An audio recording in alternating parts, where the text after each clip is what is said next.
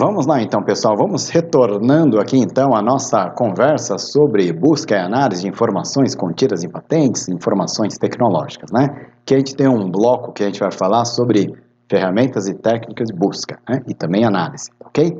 Beleza, vamos lá. Bom, primeiro passo, né? Antes da gente entrar aqui nessa história de ferramenta e técnica de busca de patentes, por exemplo, que é uma coisa importante a gente ter em mente, né? Lembrar como acontece o processo de patenteamento, né? Patente é uma forma de proteger a solução técnica de um problema técnico que seja nova e não seja óbvia. São ferramentas para impedir terceiros, né? Para colocar concorrente fora.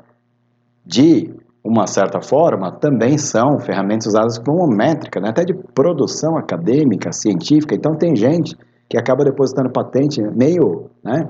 As patentes não muito assim, né? Porque vai pontuar simplesmente. Isso tudo a gente tem que ter em mente, tá, pessoal?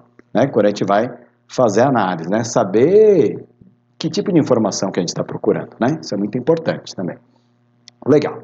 Então, aqui eu tenho um slide, né, que fala um pouco sobre o processo de patenteamento. Por que que ela é legal, né? Porque se a gente tem em mente como funciona o processo de patenteamento, né, desde uma busca de anterioridade, que vem antes do tempo zero, até o depósito no primeiro país, a análise formal do meu pedido, depois a publicação dele, aliás, antes mesmo da publicação, a entrada em fase nacional, né, em outros países, ou então depósito PCT, entrada em fase nacional, no mês número 30 ali. E aí depois a tramitação nacional, né, que a gente pode ter em outros países também. A patente pode até ser deferida, indeferida, até contestada no dia de amanhã, né, um caso de nulidade ao longo de toda a vida dela. Tá? E olhando, né, para essa linha do tempo que a gente está aqui ao nosso lado, a gente tem alguns marcos, né, que são marcos importantes, né, e eu vou colocar até preço, né. Por que que é importante a gente olhar para essa história dos preços aqui, por exemplo, quando a gente olha para uma linha do tempo? É porque dá para ter uma ideia até do investimento, né, que um depositante fez. Olha só, para depositar um pedido aqui no Brasil, custa R$ 70 pessoa física, R$ 175 pessoa jurídica. É bem barato. Para você fazer o depósito no PCT, se você é uma empresa, vai gastar 1.300 francos suíços, né? 1.330, dá perto de $1.500, também conhecido como mais de R$ 7.500 hoje. Já se você é pessoa física, 750, mas R$ 750 não é todo mundo que tem para ficar gastando por aí afora também, né? Mesmo como pessoa física. Entrada em fase nacional, principalmente quando você vai entrar em país de língua inglesa, línguas orientais, né, chinês, japonês, né, russo, por exemplo, custa uma pequena fortuna. Custa entre $3.500, $5.000 uma tradução de um pedido de patente. Claro, depende do tamanho dele e tal, depende da área, do grau de complexidade. Mas custa muito caro essa história de entrar em fase nacional em outros países, né? Então, o que acontece, pessoal? Olhando para isso aqui, uma informação importante que a gente extrai daqui é que quando você pega um pedido de patente que só tem num país, o investimento que aquele depositante fez, até mesmo financeiro ali, né, vamos dizer, ainda que seja só de taxa, foi pequeno. Quando você vai falar de um pedido que tem 3, 4 pedidos, né, em tramitação em outros países, provavelmente aquele titular investiu mais dinheiro. Então, esse é um dado importante quando a gente olha para patentes, né? Então, assim, tem patentes e patentes, né? Então, a gente tem que tomar cuidado, né? E usar essa lembrança de como funciona, né, o sistema a nosso favor. Eu deposito uma patente, passa por um exame formal, ela vai ficar em sigilo num prazo de 18 meses. Quando ela é publicada já, né, num formato que tem título, resumo, classificação de patentes, né? Classificação de patentes, ela não ajuda muito, né, a gente a encontrar mais documentos. A gente vai falar disso daqui a pouco, ferramentas e técnicas. Aí esse pedido, ele pode ou não entrar em fase nacional também, em outros países. Esse pedido pode ou não ter anuidades pagas, ele pode caducar por falta de pagamento de anuidade também. É muito comum acontecer esse tipo de coisa, né? Então, essa vida toda da patente, essas informações todas, né, se teve litígio ou não, a gente pode acompanhar, né, e usar essas informações a nosso favor, tá bom? Legal, então, agora sim, né, vamos falar de ferramentas e técnicas de busca. Então, tem palavras-chave, campos bibliográficos e assim por diante, né? Bom, vamos lá. Palavras-chave, campos bibliográficos, né? Tipo título, resumo, autor, autor no caso não, né? Inventor no caso de patentes, né? Titular é o dono da patente, não necessariamente quem é inventor é o titular, cotitularidade e assim por diante, né? Se teve pedidos em outros países ou não, aí a gente vai falar de família de patentes, né? Estou me antecipando aqui, né? Tá ali. Fórmula química, biosequência e imagens, tem algumas patentes que têm esses campos, né? Especificamente, dependendo da base de dados, ela pode indexar ou não, né? Essas informações adicionais em patentes. Legal. Mas basicamente, vamos falar dos campos bibliográficos, aquele que a gente consegue, né, fazer uma busca, até no Google Patents, como a gente já fez ali, né, lá no comecinho do nosso curso de construção de patentes, né, e que quem não fez, tem os links aqui embaixo do nosso vídeo, aqui também vão ter descrições de materiais adicionais, né, uso do Spacenet e do Google Patents, por exemplo. Legal. Classificação de patentes. Classificação de patentes, a gente já viu também, classificação alfanumérica, hierarquizada, alfanumérica, letras e números, hierarquizada, né? G, física, G06, computação, G06C, periférico de computador, 7, contendo tecla, 02, teclado, D, computador, né? E a gente viu ali, né, patentes da Embraer, falamos de patente chuteira, tal, coisa do gênero, né? Cada uma delas tem uma classificação diferente, né? A classificação internacional europeia e a classificação cooperativa, não está escrito aqui, né? O CPC segue a mesma lógica, né? Alfanumérica, até ali no 7º dígito elas seguem praticamente a mesma lógica, né? A europeia e o CPC podem ter algumas classes a mais, e normalmente o que é a grande diferença é que tanto a europeia como o CPC, ali no finalzinho, elas têm dígitos ou números a mais que são mais específicos ainda, ok? Lá no Spacenet, por exemplo, a gente usa CPC, se a gente lembrar, né? Quem já fez lá as oficinas do Spacenet. Legal? Beleza. E a gente usa muito classificação a nosso favor. Henry, quem é que coloca a classificação na patente? É o inventor? É o titular? Não. É o escritório de propriedade intelectual que faz essa indexação. Ok? Legal.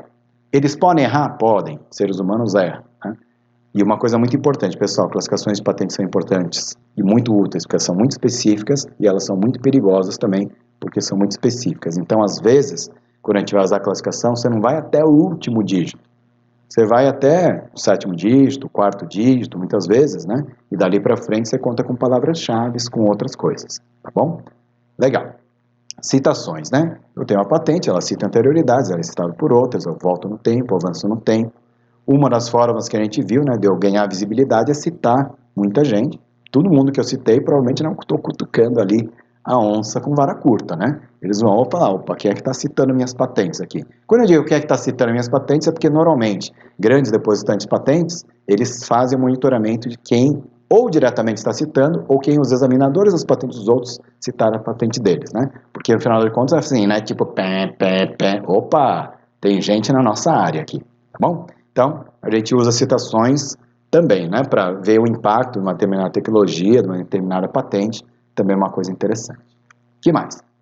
Famílias de patentes, né? Eu tenho um pedido, deposito no primeiro país, aí eu deposito um PCT, entro em fase nacional, eventualmente eu tenho meu pedido dividido, e aí eu pego aquele meu pedido original, da origem a invenção 1, invenção 2, pode até ter alguma correlação, às vezes pode ser totalmente desrelacionado, tá? Uma coisa interessante, pessoal.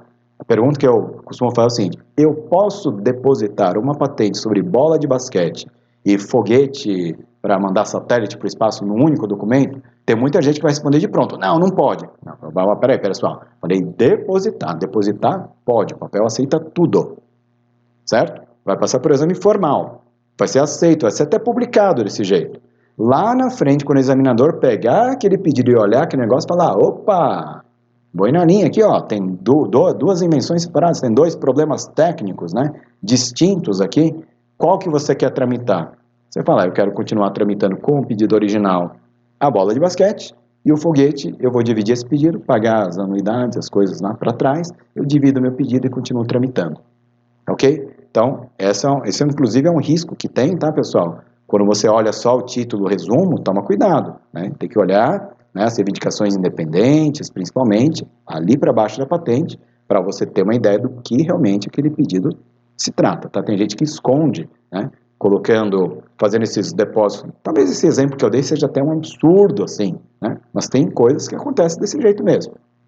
Tem uma patente na área de cosmético, né, que eu lembro bem que era falava do cosmético, falava de uma coisa totalmente diferente. E ele depois dividiu os pedidos lá na frente. Né? Foram concedidos? Não tem por que não ser. Na verdade, depois ele atendeu, né, os requisitos, né, formais, aí dividiu o pedido. Simples assim.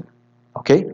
Legal. Até uma outra dica da cozinha aqui, né, para os colegas que estão lá no curso de construção de patentes. Às vezes, quando você não tem certeza se tem unidade de invenção, não, às vezes até você coloca tudo num pedido só para poder fazer um PCT só, por exemplo. E lá no mês número 30, você entra, né, na hora de entrar em fase nacional, você pode decidir se vai entrar com um, com dois, né, separadamente, ali, ok? Legal, o que mais? Né? A gente tem aqui, né, famílias de patentes, né? Então, a questão de cobertura geográfica, né, saber onde está coberto. E outra coisa muito importante, né, também invenções relacionadas e relevância, lembra? Custa caro depositar e tramitar patente em outros países. Né? Então, quando uma família de patentes tem 3, 4 depósitos em outros países, é porque o titular gastou um dinheirinho a mais ali. Né? Não estou querendo dizer que quem não teve dinheiro para investir, ou quem decidiu ficar num país só, tem um pedido de patente que não presta, né? Que é ruim. Mas normalmente quem tem um pedido, sabe, esse que a gente está construindo aqui, pedido que vale a pena ser depositado, você normalmente vai depositar pelo menos um PCT ali, né? Legal? Então, a gente usa isso a nosso favor para dar uma filtrada nas coisas também. Liga o status, né? Status de tramitação. Então, eu tenho um pedido, ele foi arquivado, pagou taxa, teve processo de nulidade e tal, coisa do gênero. Tudo isso, né? Eu posso ver na forma textual, dependendo da base de dados, e em forma gráfica, né? Eu vejo, ó, estava tramitando, foi concedida, depois morreu. Morreu por quê? Parou de pagar taxa. Patente é que nem o Tamagotchi, eu costumo falar assim, né? Você depositou, paga taxa, paga, cumpre prazo, paga. Quando você não paga, ele te arquiva. Se você não desarquivar no prazo, não pagar direito, ele é definitivamente arquivado e sua patente morre. Depois que morre, não tem como desmorrer mais. Tem país até que fica no limbo, assim, né? Nos Estados Unidos eles até têm uma chance até de você recuperar muitas vezes, na China também. O Brasil é meio cruel para isso, viu? Quando você perde uns prazos mesmo, perdeu. Não tem como fazer restauração. Ok? Então, essa é uma coisa importante que a gente tem, né, aqui em relação a patentes, é tomar muito cuidado quando a gente é dono da patente, né, para cumprir os prazos, e ficar de olho também quando a gente está em olho no portfólio dos outros, né, porque tem um pedido de patente, às vezes até patente concedida, que aquela patente está viva, às vezes ela já morreu, parou de pagar taxa, perdeu a patente, tá bom? Legal, isso tudo a gente pode usar a nosso favor também. Quer ver uma coisa que é legal? Ninguém litiga a patente que não presta. Se der uma patente mequetrefe ali que não incomoda ninguém vai litigar. Agora, você está tendo litígio ali, normalmente é cachorro grande com cachorro grande ali, meio que brigando, cachorro grande com cachorro pequeno, né? Normalmente brigando ali, tá? Por quê? Porque pode ser que tenha uma patente que incomoda muita concorrência, e a concorrência vai atrás, né? Seja num caso de nulidade ou até mesmo oposição no prazo ali, né? Depois do pedido concedido, né? Da patente concedida, ele tem um prazo ali, né, de oposição por terceiros, né, ou de oposição, ou de nulidade administrativa, dependendo do lugar que você está, tá bom? Isso tudo é informação pública. Estratégias de busca, né? Vocês viram quanta informação tem? Então, é interessante a gente organizar isso. O que nós veremos no próximo capítulo.